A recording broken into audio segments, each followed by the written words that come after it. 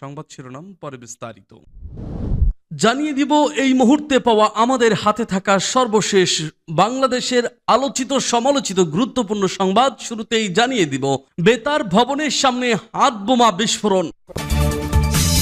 এরপর থাকছে আরো ভয়াবহ বার্তা, খুন, বাসে অগ্নিসংযোগ, ককটেল বিস্ফোরণ, ভয় ও অজানা সংখ্যায় রাজধানীবাসী। রাজধানীতে একের পর এক ককটেল বিস্ফোরণ, 3টি বাসে অগ্নিসংযোগ এবং দিনের আলোয় গুলি করে হত্যার ঘটনায় এক ধরনের ভয় ও অজানা সংখ্যা পেয়ে বসেছে রাজধানীবাসীকে। সোমবার ঢাকার বিভিন্ন স্থানে এসব ঘটনা ঘটে। রাজনৈতিক উত্তেজনা ও নানা গুজবের দোলাচলে অস্থির হয়ে উঠেছে নগর জীবন। যদিও আইন শৃঙ্খলা বাহিনীর দাবি পরিস্থিতি তাদের নিয়ন্ত্রণে রয়েছে। দর্শক, জানিয়ে দিব এ বিষয়ে গুরুত্বপূর্ণ ডেস্ক রিপোর্ট। আরো জানিয়ে দিব যমুনার আশেপাশে 1 লাখ গ্যাস বেলুন উড়ানোর পরিকল্পনা, গ্রেপ্তার 25। এবং জানিয়ে দিব মরে গেলে দেশেই মরবো, পালাবো কোথায় বলছে নৌ পরিবহন উপদেষ্টা ব্রিগেডিয়ার জেনারেল অবসরপ্রাপ্ত ডক্টর এম শাখাওয়াত হোসেন। এদিকে বাংলাদেশ, পাকিস্তান ও নেপাল সীমান্তে উচ্চ সতর্কতা জারি ভারতের।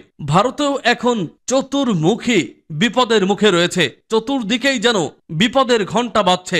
যে কোনো মুহূর্তেই ভারত হতে পারে খণ্ড খণ্ড। দর্শক, এ নিয়ে জানিয়ে দেব আরো একটি বিস্তারিত ডেস্ক রিপোর্ট। এবং সর্বশেষ জানিয়ে দিব ঢাকায় বাসে আগুন ও ককটেল বিস্ফোরণ, মাঠে নামছে 17,000 পুলিশ। 17,000 পুলিশ নেমে কি বাংলাদেশের রাজধানীকে নিরাপত্তার চাদরে ঢেকে রাখতে পারবে, নাকি পুরনো সেই আওয়ামী লীগের দোসর স্বৈর শাসকের পালিত কুত্তা বাহিনী ঢাকা রাজধানীকে উত্তাল বানিয়ে ছাড়বে? দর্শক, এই বিষয়ে আপনার মতামত কি তা কমেন্ট বক্সে লিখে জানান। আর জানিয়ে দিন আপনি কোন জেলা থেকে বা কোথা থেকে আমাদের সংবাদটি শুনছেন এবং দেখছেন। অনুরোধ থাকবে, আপনি যদি আমাদের এই চ্যানেলটিতে নতুন হয়ে থাকেন তাহলে অবশ্যই চ্যানেলটি সাবস্ক্রাইব করে পরবর্তী আপডেট সংবাদ পেতে চোখ রাখুন ভাইরাল বাংলা নিউজে।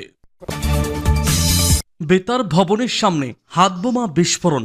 রাজধানীর আগারগাঁওয়ে বাংলাদেশ বেতার ভবনের সামনে হাতবোমা বিস্ফোরণের ঘটনা ঘটেছে। শেরে বাংলা নগর থানার ওসি ইমাউল হক এ তথ্য নিশ্চিত করেছেন। তিনি বলেন, সোমবার সন্ধ্যা 6:15টার দিকে এ বিস্ফোরণ ঘটে।